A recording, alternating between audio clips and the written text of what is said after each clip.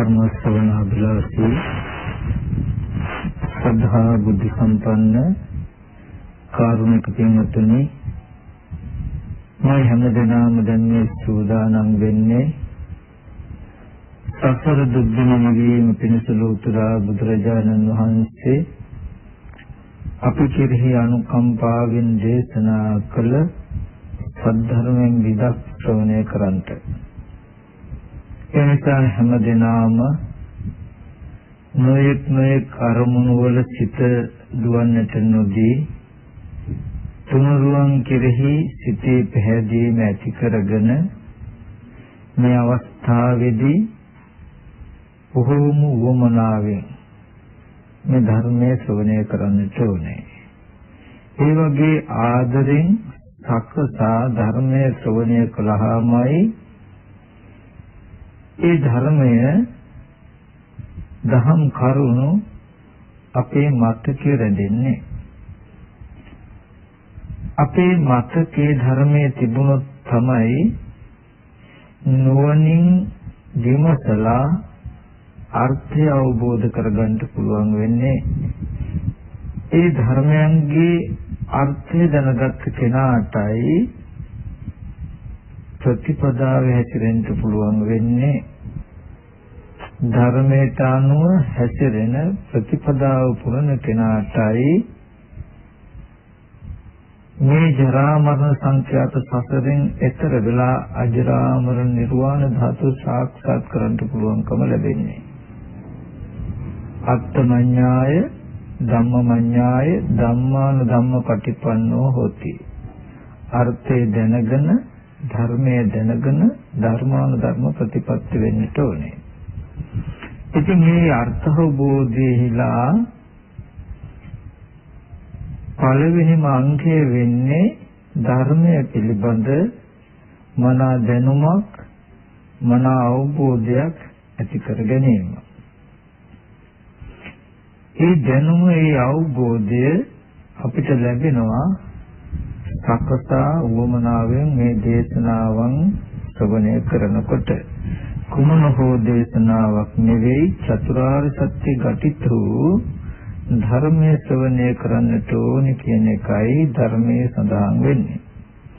පින්වත්නි, අද දවසේදී අපි කාටත් මේ සසර දුකින් එතර වෙන්න බොහෝ උපකාරී වන වටිනා දහම් කොටසක් පෙන්වන්නට පුළුවන් දහම් කාරණාවක් තමයි මම මාතෘකාව වශයෙන් තිබුවේ. මේ පින්වතුන් කවුරුත් අහලා තියෙනවා, බොහෝ දෙනෙක් දන්නවා. සීල සංස්කාරය අනිත්‍යයි කියලා යම් කලක විදසුන් නුවණින් දැකේනම් අනේදාටයි මේ දුකේ කලකිරෙන්නේ කියලා බුදුරජාණන් වහන්සේ දේශනා කළා. එහෙමත් නැතිනම් තව ක්‍රමයක්, තව පරියායක් තථාගතයන් වහන්සේ පෙන්වා වදාලා සබ්බේ සංඛාරා දුක්ඛ, සීල සංස්කාරය දුකයි කියලා දැක්කොත් එදාට දුකේ කලකිරෙනවා. සීල සංස්කාරය අනිත්‍යයි කියලා දැක්කත් දුකේ කලකිරෙනවා. සීල සංස්කාරය දුකයි කියලා දැක්කත් දුකේ කලකිරෙනවා. ඒ වගේම සියලු ධර්මයෝ අනාත්මයි කියලා දැක්කත් දුකේ කලකිරෙනවා. මෙන්න මේ කලකිරීමයි විමුක්තියට මඟ, විසුද්ධියට මඟ, පිරිසුදු වීමේ මාර්ගය කියලා, නැත්නම් නිවනට මඟ කියලා බුදුරජාණන් වහන්සේ පෙන්වා වදාළා. මේ ධර්මයන්ගේ අර්ථය ටිකක් අපි නුවණින් බලමු. එන්නතුනේ මේ ලෝකේ ඉන්න සත්වයන්ට, ජරා මරණ සංඛ්‍යාත දුක් විඳින සත්වයන්ට ඒ ජරා මරණ දුකෙන් මිදෙන්නට, ලෝකෙන් මිදෙන්නට දොරටු තුනක් තියෙනවා. එකට දේශනා කරන්නේ ධර්මයේ ත්‍රිවිධ විමුක්ති මුඛ කියලා. විමුක්ති මුඛවල මිදීමේ දොරටු තුනක් තියෙනවා. ඒ තමයි අනිත්‍ය, දුක්ඛ, අනාත්ම කියන මෙන්න මේ ධර්මතා තුන. මෙන්න මේ දොරටු වලින් නික්මලා ලෝකෙන් එළියට ගියාම, ලෝකෙන් මිදුනහම ඒ මිදීමේ, ඒ විමුක්තියේ නානත්වයක් නැතත් ඒකත්වයක් වූ මිදීම තුල පැමිණි ద్వාරයෙන් නම් කරනවා. එයා නික්මිච්ච දොරටුවෙන් නික්මිච්ච ක්‍රමයෙන් නම් කරනවා. අනිමිත්ත, අපනිහිත, ශුන්‍යත කියලා.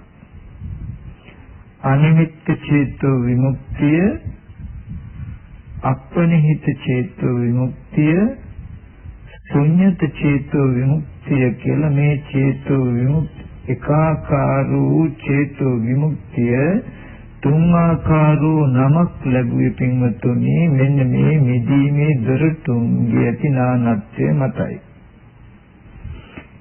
එතනදී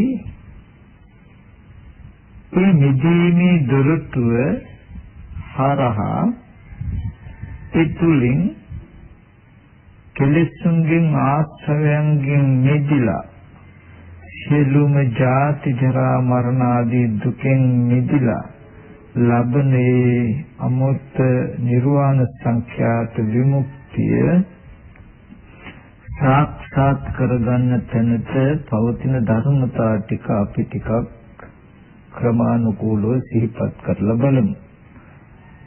එතනදී පින්වත්නි මුලින්ම පෙන්වුවා තථාගතයන් වහන්සේ සීල සංස්කාරය අනිත්‍යයි කියලා, සීල සංස්කාරය දුකයි කියලා, සීල ධර්මය අනාත්මයි කියලා ඔය ක්‍රම තුනෙන් එක ක්‍රමයකට නුවණින් යම් කලක දැක්කොත් එදාටයි දුකේ කලකිරෙන්නේ කියලා. ඒ මොකද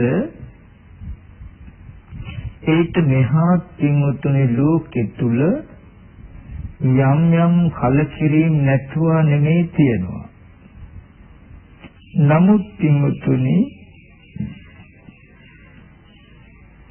ඒ කලකිරීම වල පළවෙනි දෝෂය තමයි කලකිරෙන්නේ ඉන්නවා, පුද්ගලයෙක් ඉන්නවා. ඊගාවට තියෙන දෝෂය තමයි ලෝකෙ තුල තියෙන කලකිරීම ටික වේලාවකට ටික කාලයකට කලකිරීම ඇති වෙන්නට පුළුවන්. ඒ කලකිරුණු දේම වෙන ආකාරයකට වෙන විදිහකට අපි ආපහු කැමති වෙනවා, ඇලෙනවා, බැඳෙනවා. උපමාවක් කළොත් තමන්ගේ ප්‍රියමනාප දෙමව්පියෝ හරි සහෝදරයෙක් හරි අකාලේ හෝ කිසියම් කරුණකින් මිය පරලොව ගියොත් අපි බොහෝම දුක් වෙලා අඬලා වැළපිලා හැම දෙයක් ගැනම හිතේ කලකිරීමක් අපිට ඇති වෙනවා. සමහර අය පැවිදි වෙන්න පවා උත්සාහවත් වෙනවා. ටික දවසක් ගියාම පහු වෙනකොට ක්‍රමයෙන් ඒ සිද්ධිය අමතක වේගන යනවත් එකම ඒ කලකිරීමද ක්‍රමයෙන් නැකිලා ඒ ජරා මරණ ඒ උරුම කරලා දෙන ඒ ධර්මයන්ම ඉතාමත් සතුටු සිතින් ප්‍රමෝදිත සිතින් හොයනවා, ඇසුරු කරනවා, දැසගෙන ඉන්නවා කියන කාරණාව ලෝකෙ තුල පෙනෙනවා, විද්‍යමාන වෙනවා. ඉතින් ඊගාව දෝෂය තමයි ලෝකෙ තුල තියෙන කලකිරීම විතක කලකිරෙනවා, විතක අපෝවේදී හොයනවා, ඇලෙනවා. ඒ මොකද ඒ පුද්ගල භාවයකින් ඇති කරගත්ත කලකිරීමක් මිසක පුද්ගල භාවයේ දුරු වෙන විදිහේ අවබෝධාත්මක කලකිරීමක් නොවුණු නිසා. ඉතින් මෙන්න මේ ලෝකෙ තුල තියෙන විදිහේ කලකිරීමක් ගැන නෙමෙයි පින්වතුනි බුදුරජාණන් වහන්සේ මේ ධර්මපරියායෙන් පෙන්වා වදාළේ. බුදුරජාණන් වහන්සේ මේ ධර්මපරියායෙන් පෙන්වලා වදාළේ අවබෝධය තුලින් මේ ලෝකේ යථාර්ථය ඇත්ත ඇති හැටි පවතින ස්වභාවය දැන අවබෝධ කරගත්තාම ඒ අවබෝධය තුලින් ඇතිවෙන කලකිරීමක්.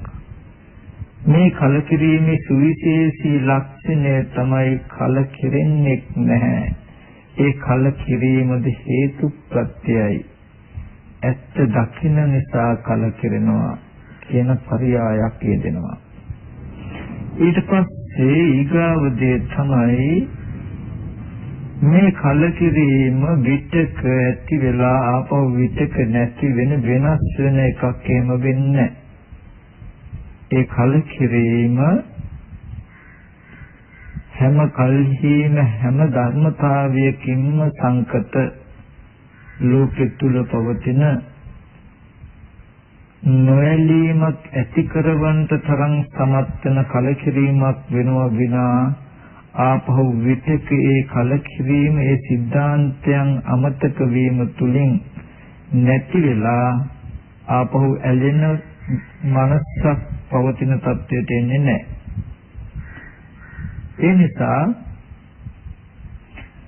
මේ අවබෝධාත්මක කලකිරීම ඇතිවෙන්න නම් ඒක අපිට හිතලා ගන්නට බෑ. ඒ තුල ප්‍රතිපදාවක් තියෙනවා. එතකොට පින්වතුනි ඇයි බුදුරජාණන් වහන්සේ සියලු සංස්කාරයෝ අනිත්‍යයි සියලු සංස්කාරයෝ දුකයි සියලු ධර්මයෝ අනාත්මයි කියලා දැක්කහම දුකේ කලකිරෙනවා කියලා පෙන්වුවේ? පින්වතුනි අද දවසේදී අපිට දුක පේන්නේ නැහැ. දුක කියන එක අවිද්‍යාව නැමැති අන්ධකාරයෙන් වැහිලා අපි දන්නේ නැහැ දුක තියෙන තැන දුකේ යථා ස්වභාවය. ඒ නොදන්නාකම නිසා දුක පවතින ධර්මතාවයන් තුල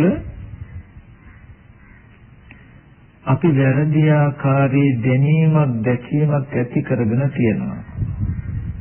මෙන්න මේ වැරදි ආකාර දැනීම දැකීම තුලයි පින්වතුනි අපිට ඇලීම ගැටීම කියන ධර්මතා දෙක ඇති වෙලා තියෙන්නේ. ඒකෙන් මම මතක් කළේ සියලු සංස්කාරය අනිත්‍යයි දුකයි අනිත්‍යයි දුකයි කියලා සියලු ධර්මයෝ අනාත්මයි කියලා දැක්කහම දුකේ කලකිරෙනවා කියලා තථාගතයන් වහන්සේ පෙන්වුවා. ලෝකයට දුක පවතින තැනක දුක නොදන්නාකම නිසා වෙන විදිහක දැක්මක් ඇති කරගෙන තියෙනවා. ඒ තමයි සත්ත්ව පුද්ගල ආත්ම භාවය නිට්ටයයි සැපයි ආත්මයි සුභයි කියන ආකාරයක් ඇති කරගෙන තියෙනවා. ඒ මත යම් තැනක ජරා මරණ ශෝක පරිදේව දුක්ඛ දෝමනස්ය ලැබේ නම් කායික මානසික දුක් පීඩා උපදී නම් උපදවයි නම් පවතී නම් එබඳු තැන්වල පින්වතුනි අපි මම කියලා මගේ කියලා මගේ ආත්මයයි කියලා බොහොම ආසාවෙන් බොහොම කැමැත්තෙන් ඒ දුක උපදින ධර්මය අල්ලගෙන ඉන්නවා. ඒ දුක්ඛේ අඥානකම නිසා ජරා මරණ ධර්මතාවයක් පවතින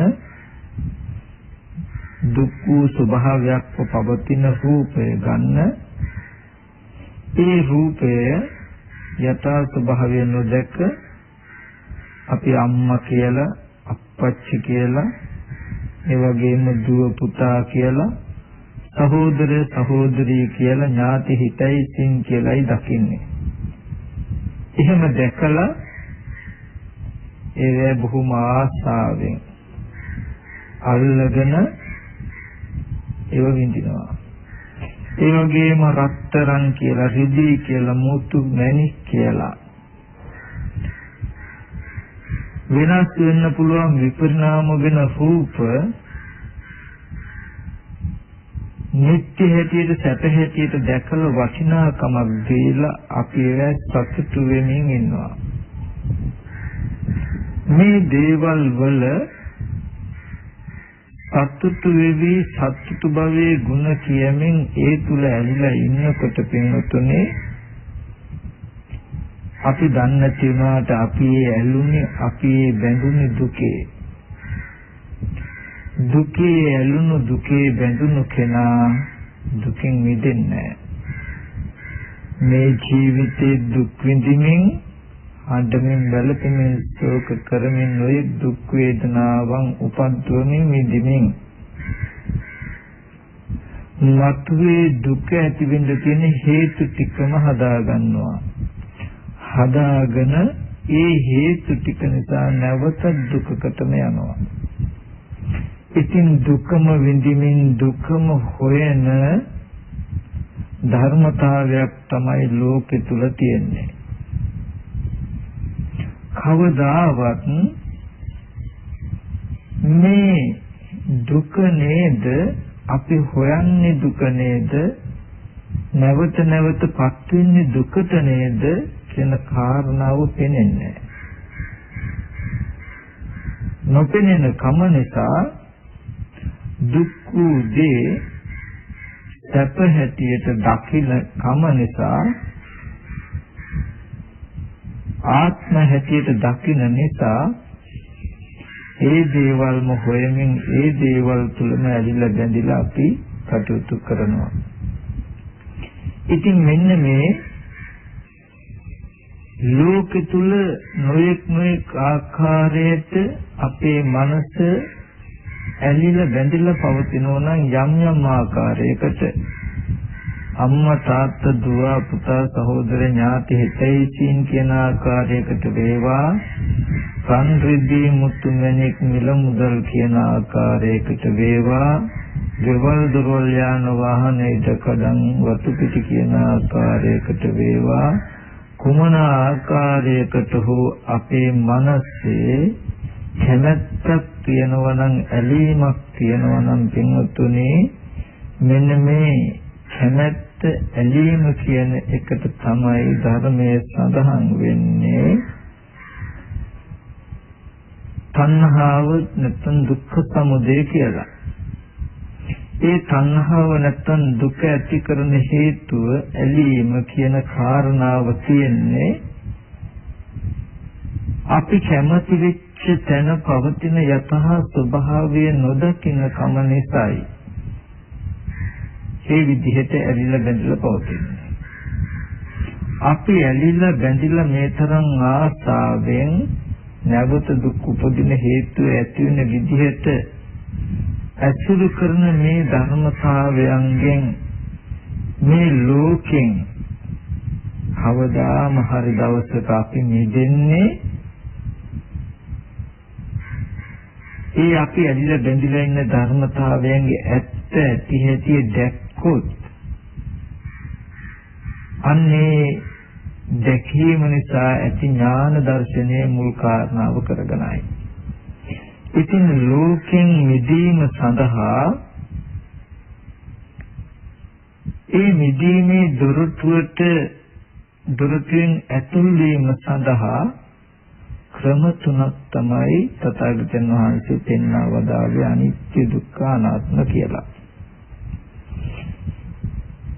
ඒ පරියාය තමයි මම අද ඔය මාතෘකාව වශයෙන් ලැබුවේ. ඉතින් යම් කිසි කෙනෙකුට ලෝකේ තියෙන හැම දෙයකින්ම මිදෙන විදිහට නොවැළෙන මට්ටමේ කලකිරීමක් ඇති කර ගන්නවා නම් ඒක කවදාවත් හිතලා කරන්න බෑ. ඒක වෙන්නට ඕන එකක්. එහෙනම් ඒ කලකිරීම ඇති වෙන්න තියෙන ක්‍රමය තමයි මේ අනිත්‍ය දුක්ඛ අනාත්ම කියන ක්‍රමය. ඒකදී අපි මුලින්ම අද පොඩ්ඩක් විමර්ශනය කරලා බලමු. සියලු සංස්කාරය අනිත්‍යයි කියලා විදසුන් නුවණින් දැක්කොත් දුකේ කලකිරෙනවා, ලෝකේ කලකිරෙනවා කියලා පෙන්වනවා. ලෝකේ කියන දම මුලින් මතක් කළා. අපි යම්තා යමකට ඇවිල්ලා බැඳලා ඉන්නවා නම් ඒ හැම තැනකම ඇවිල්ලා බැඳලා ඉන්න හැම තැනකම ඇත්ත දකින ඒ හැම තැනකින්ම කලකිරීම ඇති වෙන ක්‍රමය. එතකොට අපි මුලින් බලමු ලෝකෙ තුල කලකිරීම ඇති වෙන ඇති කරන පළවෙනි පරියාය පළවෙනි ක්‍රමය සියලු සංස්කාරය අනිත්‍යයි කියලා විදසුන් නුවණින් දැක්කොත්. එතකොට හොඳට දකින්න මෙතනදී සංකල්ප වශයෙන් හිතුවොත් සියලු සංස්කාරය අනිත්‍යයි කියලා සංකල්ප වශයෙන් හිතුවොත් මානසිකාරයක් වශයෙන් පැවැත්වුවොත් දුකේ කලකිරෙනවා කියලා කොහෙවත් නැහැ. සියලු සංස්කාරය අනිත්‍යයි කියලා යදා පඤ්ඤාය පස්සති යම් කලක නුවණින් දකිනා ප්‍රඥාවෙන් දකිනා අන්නේ දැකීමටයි මෙන්න මේ කලකිරීම ඇති වෙන්නේ. එහෙම නතු දැනගත්තට නෙමෙයි. තුන්වෙනි ප්‍රඥාවෙන් දකිනවා කියනකොට ඒ දැකීම මේ මසසින් දකින්නවටත් වඩා තාත්විකයි. මසසින් දැකපු දේ යම් වෙලාවකදී බොරු වෙන්නට පුළුවන්, රැවටෙන්නට පුළුවන්, වරදින්නට පුළුවන්. ඒ ප්‍රඥාවෙන් දැකපු දේ කවදාවත් වරදින්නේ නැහැ. මේ ඇහෙන් දකින්න දැකීම වගේම දැකීමක්මයි ප්‍රඥාවෙන් දකින්නේ. නමුත් ඒටත් වඩා තීක්ෂණයි. පින්වතුන්ට මේ ඇහෙන් දකින දැකීම ගැන උපමා අවශ්‍ය නැහැ. කාටත් ඇහැට රූප පෙනෙනවනේ. ඒක මිම්ම කරගන්න පුළුවන් මේ ඇහෙන් දකින්නවා කියලා කියන්නේ මේ ඇහැට පෙනෙන විදිහ කියලා දැක්ක හැකි. පින්වතුනි නුවණින් දකින එකට මම උපමාවක් කියන්නම්. පින්වතුන් කැඩපතක් ඉස්සරහට කණ්ණාඩියක් ඉස්සරහට ගියොත් ඉදිරියෙන් තියෙන තමන්ගේ පින්තූරේ පිළිබිඹුවක් වැටෙයි කැඩපතේ. දැන් ඒක ඔබට පේනවා. ඒ පේන එක මතසටයි පේන්නේ. කණ්ණාඩිය ළඟින් අපි ඉවත් වුණොත් අහකට ගියොත් ඇස් දෙකත් අහකට ගියා වෙනවනේ. එතකොට පින්වතුනි අර කැඩපතට වැටුණු ඡායාව ඉතුරු නැතුව නැති වෙනවා. හැබැයි නැති වෙන බව අපිට පේනවා. පේන්නේ ප්‍රඥාව නැමැති ඇසට මිසක මේ මසසට පේන්නේ නැහැ. බලන්න තමන් කැඩපත ඉදිරියේ ඉන්නකොට තිබුණු ඡායාව අහකට යනකොට නැති වෙනවා කියලා ඕගොල්ලෝ යම් වෙලාවකදී දැක්කොත් ඒ දැක්ම මොනතරම් ඇත්තක්ද කියලා පින්වතුන්ට පේනවා. ඒ ඇත්ත මේ ඇහෙන් දැක්කේ නැති වුණාට ඇහෙන් දැක්ක වගේම දැකීමක්. ඕන තරම් ආපහු සිහි කරලා හිතලා බලන්න පුළුවන් තමන්ගේ ඡායාව කැඩපතේ තියනවද කියලා. එහෙම සිහි කරන වාරයක් ගානේ දැන් එහෙම ඡායාවක් ඒකේ නැහැ. ඒ ඡායාව දැන් නැති වෙලා කණ්ණාඩියේ වීදුරු විතරයි තියෙන්නේ කියන වටපිටාවක්ම පෙන්වයි. ඒ ගැන සැකේකුත් නැහැ. අන්න ප්‍රඥාවෙන් දකිනවා කියලා කියන්නේ ඒකට. අපි වතුර භාජනයකට එබුණොත් අපේ මූණ පෙනේ. ඔන්න පේන එක මතකින් දකින්නේ. ඊට පස්සේ අපි එතනින් අහකට ගියොත් අපේ ඡායාව දැන් වතුර භාජනයේ තුල නැහැ කියලා අපිට හොඳට විශ්වාසයි, ප්‍රත්‍යක්ෂයි, සැකයක් නැහැ. ඒ නිසක බව ආවේ පින්වතුනි ප්‍රඥාවෙන් ඒක අනිත්‍යයි කියලා දැකපු නිසායි. ඒක නැති වෙන බව දැකපු නිසායි. එතකොට ඇහෙන් දැක්කා වගේම හිතට දැනෙන, හිතට සැක නැතුව දැනෙන, හිතට හොඳට හැපිලා හිටින මට්ටමේ දැක්මක්. ඒ නැතිවීම කියන එක, නැති වෙනවා කියන එක දැක්කු ප්‍රඥාවෙන්. එතකොට යදා පඤ්ඤාය පස්සති කියලා කිව්වේ සියලුම සංස්කාර ධර්මයෝ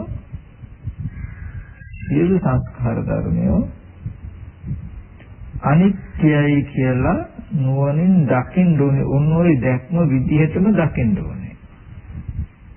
අනිත්‍යයි කියලා හිතුවට මෙනෙහි කළාට විතර්කණය කළාට හරියන්නේ නැහැ. එතකොට එහෙනම් කොහොමද සියලු සංස්කාරයන් අනිත්‍යයි කියලා අපි දකින්නේ? පින්වතුනි මෙතනදී තථාගතයන් වහන්සේ සංස්කාර ධර්මයන් නිෂ්පර්යායකින් පෙන්වලා තියෙනවා. නිෂ්පර්යාය කියලා කියන්නේ පින්වතුනි එක ක්‍රමයකට නැතුව හැම ධර්මතාවයක්ම එකට කැටි කරලා හසු වෙන ක්‍රමයට කියන නිෂ්පර්යාය කියලා. එක ක්‍රමයකට, එක විදිහකට, එක මාත්‍රිකාවකින් කියනකොට ඒ ටික පරියාය කියලා කියනවා. දැන් අපි කිව්වොත් අවිද්‍යාව පත්‍ය සංඛාරා කියලා. දැන් මේක පරියායක්. පරියාය කියන්නේ ඒක ක්‍රමයක්. දැන් මෙතෙන්දි පෙන්වන්නේ අවිද්‍යාවෙන් හටගත්ත සංස්කාරය විතරයි. පින්වතුනි සංස්කාර ගත්තාම සංකත සංස්කාර, අபிසංකත සංස්කාර, අபிසංඛාරක සංඛාර, ප්‍රයෝගාභිසංඛාර කියලා සංස්කාරයන්ගේ නානත්වයක් තියෙනවා. සබ්බේ සංඛාරා අනිච්චා කියලා මතක් කළාම එකින් එකට විස්තර කරන්න ඕනේ නැහැ. ඔක්කොම ධර්මතා ටික හසු වෙනවා. සියලු සංස්කාරය කියලා. එතකොට සියලු සංස්කාරය අනිත්‍යයි කියලා යම් කලක නුවණින් දකින්න ඕනේ. කොහොමද පින්වතුනි අපි සියලු සංස්කාරය අනිත්‍යයි කියලා දකින්නේ? මම මෙතෙන්දි මතක් කළා අනිත්‍ය කියන මානසිකාරයක් එහෙම නෙමෙයි. දැන් මේ බණ කියන මමත් බණ අහන පින්වතුනොත් මොහොතක් පාසා වෙනස් වෙවි යනවා, රූප කලාප බිඳි යනවා කියලා මම පෙන්නුවොත් ඒ බඳු අනිත්‍ය පින්වතුන්ට දැනගන්න පුළුවන්. ඒ ගැන පින්වතුන්ට හිතන්නත් පුළුවන්. හිතලා විතර්ක කරන්නත් පුළුවන්. නමුත් අර මම ඉස්සෙල්ලා පෙන්නුවා වගේ මේ ඇහෙන් දැක්ක වගේම වෙනසක් නැතුව නුවණින් දකින්න පුළුවන්ද කියලා බලන්න. මේ රූප කලාප බිඳි යනවා මොහොතක් පාසා. ඉස්සෙල්ලා බිඳුණු රූප කලාප නෙමෙයි ඊගාවට තියෙන්නේ. ඉස්සෙල්ලා බලපෑක නෙමෙයි ඊගාවට පෙනෙන්නේ. ඉස්සෙල්ලා රූප කලාප බිඳලා අලුතෙන් රූප කලාප තියෙනවා කියලා අපි හිතනවනේ. ওই විදිහේ අනිත්‍යයක් හිතුවා කියලා කවදාවත් දකින්න බෑ. හිතන්න පුළුවන්. මානසිකාරයක් කරන්න පුළුවන්. එතකොට ඒ මෙනෙහි කිරීම නිසා අනුමාන ඥානයක් ඇති කරගන්නත් පුළුවන්. නමුත් දකින්න බෑ. මේ ශාසනය අනිත්‍ය දකින්න ওই විදිහට පෙන්වලත් නැහැ. ওই විදිහට පෙන්වන්නත් බෑ. අනිත්‍ය දකින්නත් පින්වතුනි මේ ශාසනය පෙන්වලා තියෙන්නේ පටිච්ච සමුප්පාද ධර්මතාවයේ හේතුඵල ධම. ඒ නිසා මෙතනදී සියලු සංස්කාරයන් අනිත්‍යයි කියන ධර්මතාවය නුවණින් අපි දකින්න ඕනේ මේ ස්පර්ශ ආයතන 6 හරහා. සියලුම සංස්කාරයන්ගේ අධ්‍යක්ීම කැටි කරලා ගත්තොත් මේ ස්පර්ශ ආයතන 6ට ගන්න පුළුවන් වෙනතුනේ. ස්පර්ශ ආයතන 6න් තොරව කිසිම දෙයක් අපි දන්නේ නැහැ. ඇහැ රූපය පරම කොට පවතිනවා. ඇහෙන් කෙරුණු අර්ථයක් තියෙනවා නම් රූප දකින ටික විතරයි. යම් තාක් දැකපු රූප ඔක්කොම ඇහැ අනුව ගිහිල්ලා. කොච්චර ශබ්ද කියලා යමක් තිබුණා නම් අපි කෙනාට හිතන්න පුළුවන් දැනගත්ත ඔක්කොම ශබ්ද මේ සෝත සම්පස්සය හරහායි තියෙන්නේ. එයින් පරිබාහිර ශබ්දයක් තියෙනවා ඒක අපිට හම්බ වෙන්නේ නැහැ, හම්බ වුණේ නැහැ කියන ධර්මතාවය කියදෙන්නේ නැහැ. හම්බ නොවිච්ච දෙයක් ගැන කතා නොකට යුතුයි. ඒ කියන්නේ කෙලෙස් නැති තැන කෙලෙස් ඉපැද්දීමක් වෙනවා. යම්තා ගන්ධයත් නම් ගන්ධයන්ගේ අධ්‍යක්ීමක් ඇත්නම් ඒ මේ ගාන සම්පස්සය හරහායි. යම්තා රස තියෙනවා නම් රස ගැන කතා කරනවා නම් රස ගැන දැනුමක් තියෙනවා නම් අධ්‍යක්ීමක් තියෙනවා නම් ඒ මේ ජීවහා සම්පස්සය හරහායි. කායයට ගැටෙන යම්තා දේ ගැන අපි කතා කරනවා නම් උපකල්පනය කරනවා නම් ඒ ඔක්කොම කාය සම්පස්සය හරහායි.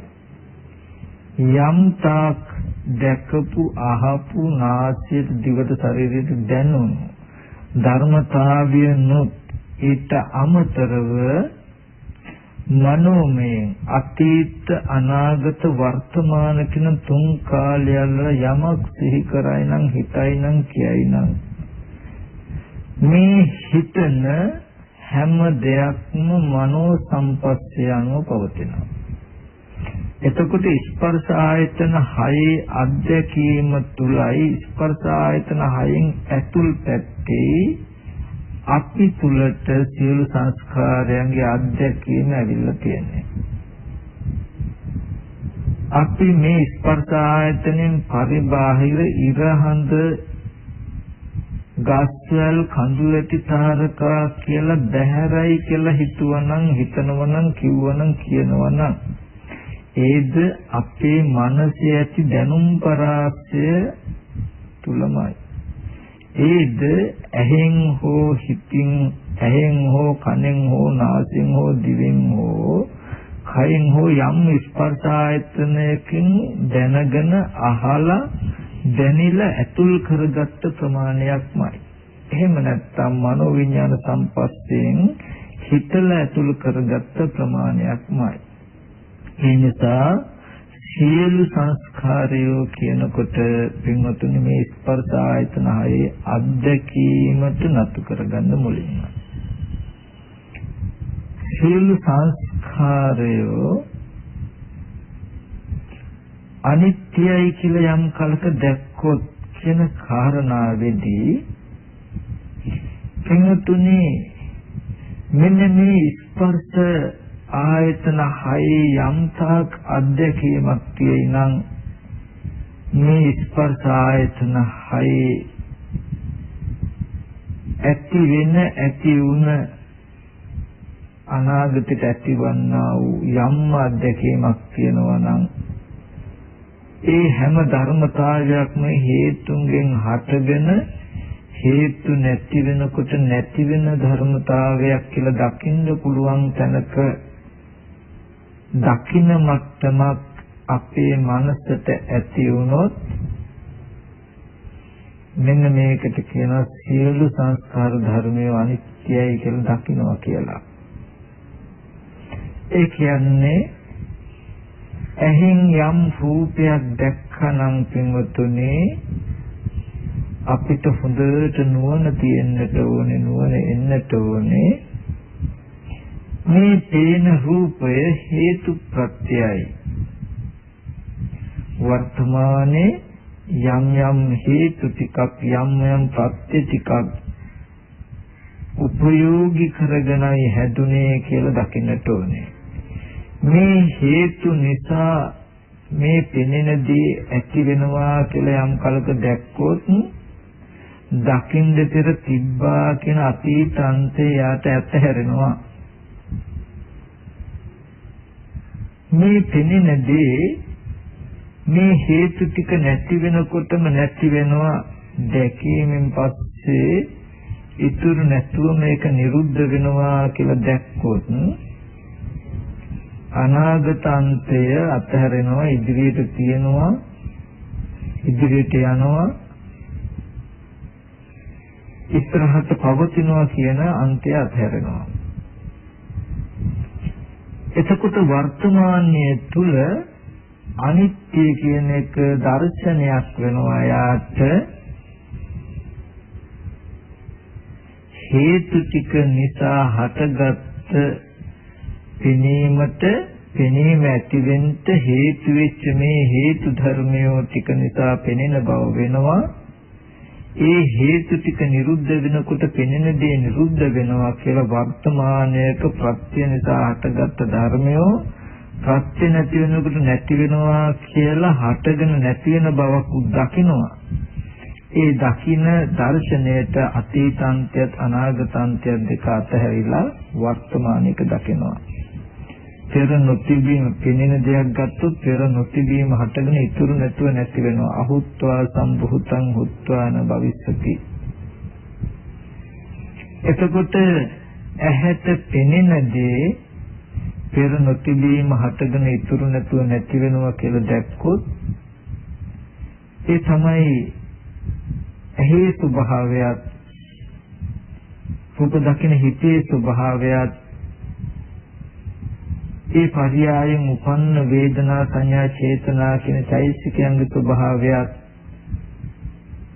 එකම රූපය අනුව ඒ මොහොතේදී ගිහිල්ලා ඒ හැම ධර්මයක්ම පෙර නොතිබීම හටගෙන ඉතුරු නැතුව නැති වෙනවා කියන තැනකින් එයාගේ ජීවිතයට සම්බන්ධ වෙනවා. ඒ වර්තමාන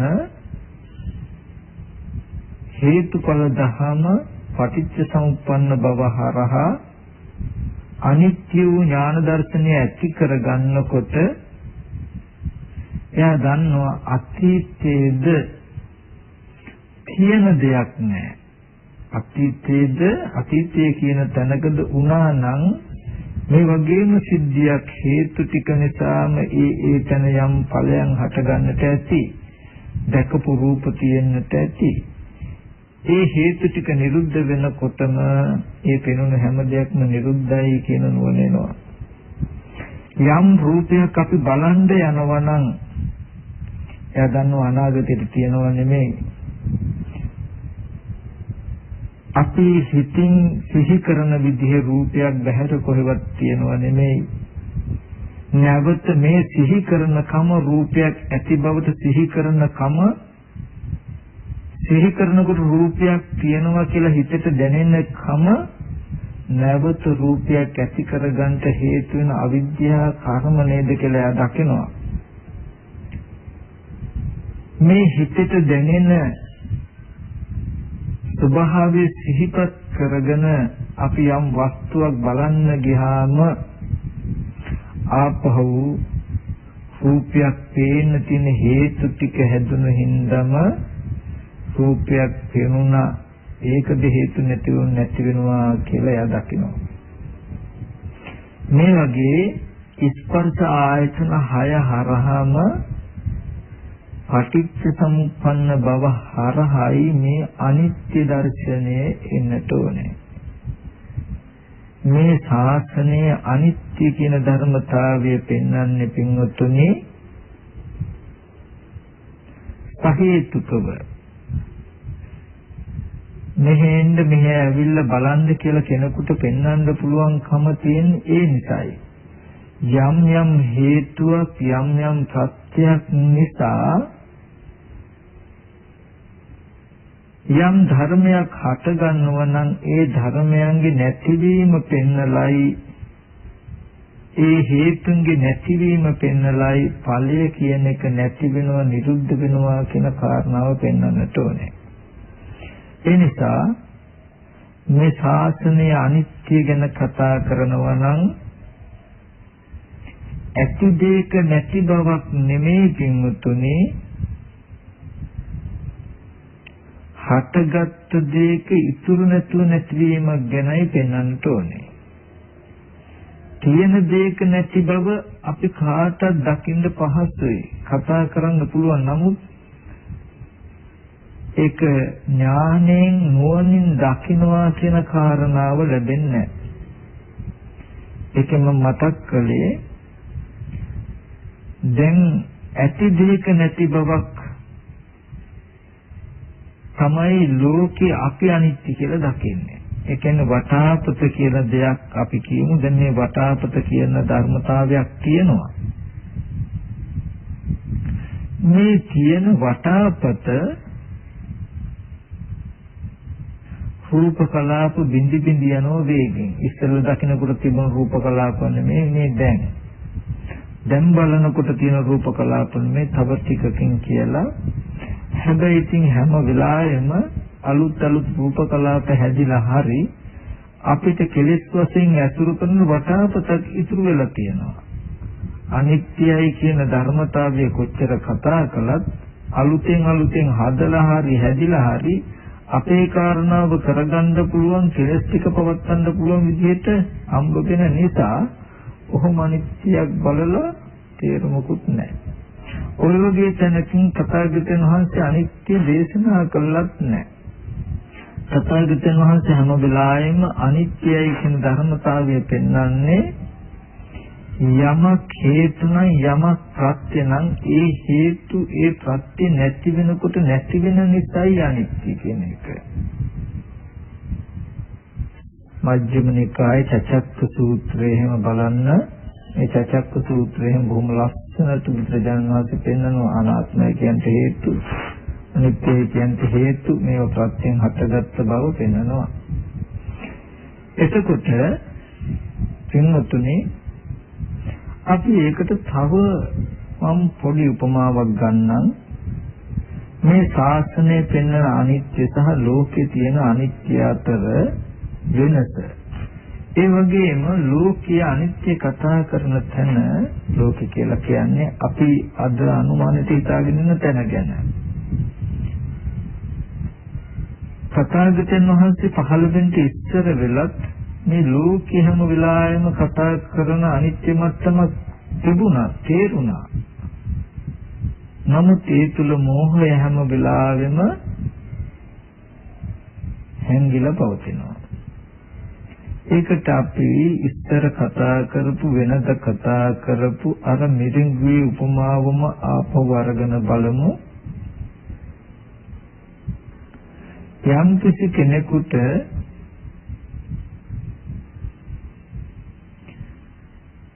මිරිඟුව දකින්න හම්බ වෙන වෙලාවේදී මේ ඇහෙන් මිරිඟුව දිහා බලනකොට ජලයේ වගේ පේනවා. දැන් පේන සිද්ධියේ දෝෂයක් නැහැ. මේ තමයි ඇහි හැටි, මේ තමයි රූපවල හැටි, මේ තමයි හිතේ හැටි. ඌදේ සිදුවෙන ආකාරයෙන් වටහා නොගන්නා කමයි අවිද්‍යාව කියන්නේ. මේ ඇහෙන් බලන අරමුණේදී දැන් අවිද්‍යාව කියන්නේ පින්වතුනි වෙන දෙයක් නෙමෙයි. ඒ පවතින ආකාරයෙන් වටහා නොගැනීම. මිරිඟුව කියන්නේ අර සියුම් නලියන ස්වභාවය කියලා නිකන් අනුමානට හිතට නගා ගන්නකො. ඒකද අපිට හම්බ වෙලා නැහැ නුවණින්. ඒ ස්වභාවය දිහා මේ ඇහෙන් බලනකොට වතුර ගොඩක් තියනවා වගේ පෙනෙනවා. එතකොට එහෙම පෙනෙන්නේ මේ ඇහි ස්වභාවය. එහෙම මිරිඟුව තියෙන තැනක වතුර ටිකක් තියනවා වගේ පෙන්වන්නට හේතුනේ මේ ඇහැ. ඔන්න ඇහෙන්ම හදලා අපිට වතුර වගේ යමක් පෙන්වනකොට ඒ ස්වභාවයේ තත්ත්ව පරිදි තේරුම් ගන්න නැතුව අපි බාහිර වතුර වලක් තියනවා කියලා ඉස්සෙල්ලා රැවටෙනවා. අවිද්‍යාව කෘත්‍ය දෙකක් කරනවා පින්වතුනි. පවතින දේ පවතින ආකාරයට ඇත්ත ඇති හැටි නොපෙන්වන බව පළවෙනි කොටස. දෙවෙනි එක තමයි සංඛාරයක් ඇති කරවනවා, වැරද්දක් ඇති කරවනවා. එතකොට බලපු නිසාම ඇහැ උපකාරයෙන් හිතට මැවිලා පෙනෙන, ඇහැ උපකාරයෙන් හදලා පෙන්නන වතුර වගේ එක ඒ ස්වභාවය නොදන්නකොට පේන්නේ බාහිර තියෙන වතුරක් වගේ. මොන නුවණ නැතිනම් පේන්නේ බාහිර වතුරක් වගේ කියලා හිතන්න. දැන් ඇත්ත නොදක වතුරක් කියලා රැවටුණාට පස්සේ අපි මේ වතුර වලේ අනිත්‍ය බලනවා. දැන් මේ වතුරද හැමදාම තියෙන එකක් නෙමෙයිනේ. කවදා හරි හිඳිලා යනවනේ. මේ වතුරද නැති වෙනවනේ. කලින් තිබුණට වඩා දැන් වතුර ටිකක් අඩු වෙන්න පුළුවන්. තව ටිකක් පෑවුවොත් මේකටත් වඩා වතුර හිඳෙන්න පුළුවන්. තව ටිකක් පෑවුවොත් තව හිඳෙන්න පුළුවන්. ඉතින් කවදාම හරි දවසක සූර්යව හත් දෙනාම පායපු දවසක හෝ මේ වතුර වල හිඳලා යනවා කියලා අනිත්‍ය අපිට වෙලිය හැකියි. නමුත් වතුරක් නැති තැන වතුරක් ඇති හැටියට දැකපු එකම එයා අවිද්‍යාව ඇතුලේ ඉන්නේ. ඒ මෝඩකමෙන් උපද්දපු දේ තුල අනිත්‍ය බැලුවහම කුසල මනසිකාරයක් වෙනවා, පුඤ්ඤාභි සංඛාරයක් වෙනවා. නැතුව නෙමෙයි. ඒක අවිද්‍යාව ප්‍රත්‍යයෙන්. කෙලෙස් වල යම් අදුකමක් නොවෙනව නෙමෙයි වෙනවා. නමුත් අවිද්‍යාව ඇතුලේ. තව ඕනම් පුළුවන් මේ වතුරද රූප කලාප බිඳි බිඳි යනවා නේද? මේ දැන් පේන වතුර තව ටිකක් ඉන්න ඒ රූප කලාප වෙනස් වෙලා අන් ආකාරයකට පරිවර්තනය වෙලා වෙනෙත් වතුර බිඳු ටිකක් උතන තියෙන්නේ. ආපහු අපි අහකට ගිහිල්ලා ආයෙත් එනකොට ඉස්සලා තිබුණු වතුර බිඳු ඒ කලාප වෙනස් වෙලා අලුත් වතුර බිඳු ටිකක් අලුත් කලාප ටිකක් තියෙන්නේ. මේ වගේ මොහොතක් පාසා රූප කලාප බිඳි බිඳි යනවා නේද මේ වතුර වලේ. අනේ මේ වතුර කියන එක අනිත්‍යයි නේද කියලා අපි හිතුවොත් හොඳට බලන්න පින්වතුනි, අවිද්‍යාව ඇතුලේ අනිත්‍ය මනසිකාරයක් කරනවා අපි. මම ඉස්සෙල්ලා පෙන්වුවා වගේ පින්වතුන් හිතනවාද කවදාවත් අනිත්‍ය දකින්න පුළුවන් වෙයි කියලා. මේ විදිහේ අනිත්‍ය මනසිකාරයකට සීමා වෙලා මනෝ විචාරකයන් නිසා පින්වතුනි අනුමාන ඥානයක් ලැබේ. නමුත් කවදාවත් ආශ්‍රයක් වෙන විදිහ දැක්මක් ඇති කර ගන්නට නම් ලැබෙන්නේ නැහැ. ඒ නිසා මේකට කියනවා අනිත්‍ය දුක් අනිත්‍ය වූ මානසිකාරයක්. මේ තුලින් පුඤ්ඤාභි සංඛාරයක් සිද්ධ වෙනවා, රැස් වෙනවා. නමුත් මේ අනිත්‍ය මානසිකාරය ලෝකයේ ඇතුලේ අවිද්‍යාව ඇතුලේ කියලා කියනවා. ඇයි අවිද්‍යාව කියන එක මම පෙන්නුවා වෙන මුකුත් නෙමෙයි. ඇහෙන් රූපයක් දකින්නකොට, ඇහැට රූපයක් පෙනෙනකොට ඇහැට රූපයක් පෙනෙන තැන පවතින යථා ස්වභාවය දැකීමම විද්‍යාව නැත්නම් සම්මාදිට්ඨිය. ඇහැට රූපයක් පෙනෙනවා කියන තැන පෙනෙනවා කියන සිද්ධිය නොපෙනීමම අවිද්‍යාව. ඒ පෙනෙනවා කියන සිද්ධිය නොපෙනීමම අවිද්‍යාව වෙලා ඒ අවිද්‍යාවම ප්‍රොතකක් හැටියට බාහිර ඇති දෙයක් බාහිර තියෙන දෙයක් හැටියට පෙන්නලා ඒ තුලයි අපි දැන් මේ අනිත්‍ය වශයෙන් බැලුවේ. එතකොට මෝහය ඇතුලේ මේ ටික පවතින්නේ කලම අපිට වැරදිලා. පින්වත්නි, නමුත් මේ ශාසනය අනිත්‍ය පෙන්වන්නේ කොහොමද? තේන අරමුණක ඒ අරමුණේම චක්කුම් පටිච්ච රූපේච්ච උප්පජ්ජති චක්කු විඥාන. ඇහැද රූපයන්ද නිසා පටිච්ච කියනකොට ගැටෙන අර්ථයක් නෙවෙයි පිටුතුන හේතු අර්ථයක්. ඒ කියන්නේ ඇසද රූපයන්ද නිසා චක්කු විඥානය උපදිනවා. එතකොට හොඳට දකින්ද ඇසද රූපයන්ද කියලා කියනකොට දැන් ওই පේන රූපය පින්වතුනි මේ ඇහැ කියන එක ගැනම මතක් කරලා තියෙන මේක කර්මජයි. කර්ම ප්‍රත්‍යයෙන් උපන්නේ. පෙර ජීවිතයේ රූප බලන්ද තියෙන තණ්හාව නිසා තෘෂ්ණා නැමැති වඩුව රූප බලන්ද රූප විඳින්න පුළුවන් විදිහේ රූප හදලා දෙන උපකරණයකුයි මේ ඇහැ. රූප බලන්න තිබුණ පෙර ජීවිතයේ රූප තණ්හාව නිසා අපි මේ ඒව බලන්න රූප විඳින්නයි මේ ආවේ. ඉතින් විඳිනවා කියලා කියන්නේ පෙර කර්මයට විපාක කියලා කියන්නේ පින්වත්තුනි චක්කු විඥානේ චක්කු සම්පස්යෙන් උපන්න වේදනා කියන නාම ධර්ම ටික විතරයි විපාක වෙන්නේ.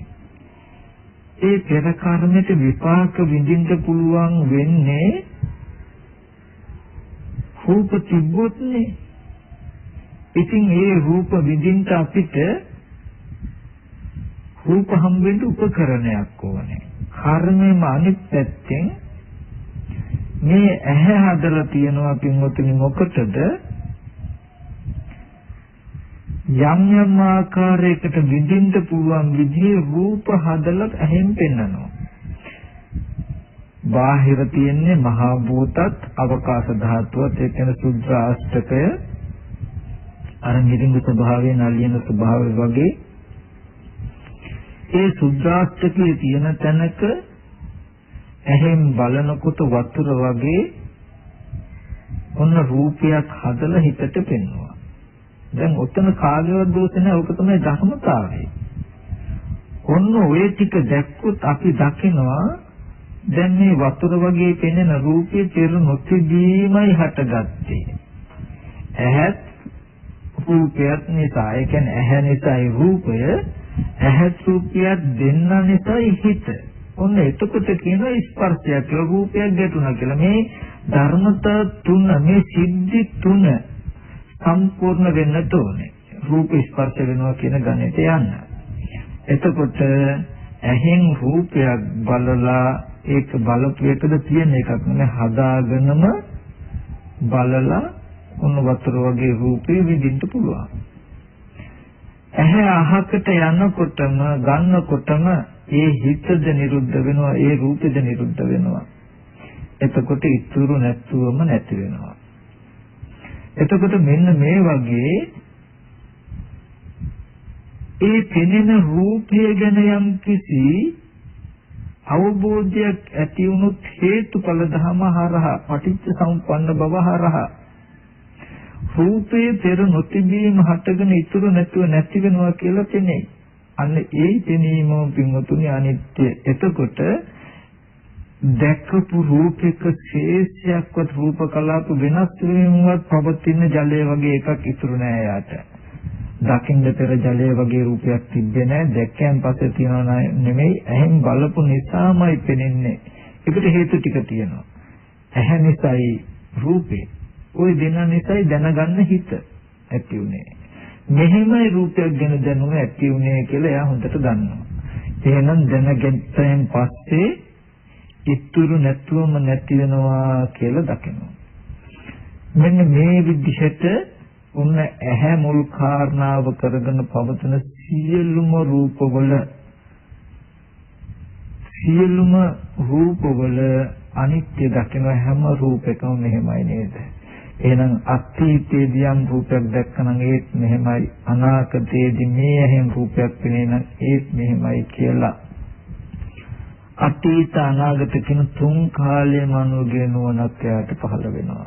මෙන්න මේ විදිහට දැක්කහම සියලු සංස්කාරය අනිත්‍ය දකින එක පරයයක්. මේ ටික දකින්න පුළුවන් යාට නුවණින්ම අර වගේ මානසිකාරයක උපකල්පනාවකින් තොරව. පින්වත්නි මෙතනදී මේ මාතෘකා කුල දහම් පරයය ගොඩාක් දිගයි. මට හම්බෙලා තියෙන කාලෙ කෙටි. අද දවසේදී මේ දේශනාවෙන් ඉතුරු ටික විස්තර කරන්නට නොහැකි නිසා පින්වත්නි අදට මේ දේශනාව අවසන් කරනවා. පින්වතුන් හොඳට මතක තබා ගන්න අපි විස්තර කරපු තැන ඊගාව සතියේ ඉඳලා නැත්නම් ඊගාව දේශනාවේදී මේ දේශනාවෙම ඉතුරු ටික විස්තර කරලා පෙන්වන්නට මම උත්සාහවත් වෙනවා. සියලු සංස්කාරය අනිත්‍යයි කියලා දකින්නේ කොහොමද? සියලු සංස්කාරය දුකයි කියලා දකින්නේ කොහොමද? සියලු ධර්මය අනාත්මයි කියලා දකින්නේ කොහොමද? ඒක නිවනට වග වෙන්නේ කොහොමද? ඒක විමුක්ති ඒ වගේම අනිමිත්ත ශුන්‍යත අපනිහිත කියන චේත විමුක්තියට සම්බන්ධ වෙන්නේ කොහොමද කියන එක මම ඉදිරියේදී පෙන්නනවා. ඒ නිසා අද දවසේදී මේ දේශනාව මෙතුමනකින් අවසන් කරනවා. මේ දේශනාව ඒ ඉතුරු කොටස නැවත බලාපොරොත්තු වෙන්න හැම දිනකටම තිරුවන් සරණයි. අපි දෙවියන්ට පින් අනුමෝදන් කරමු. ආකාසත්තා ච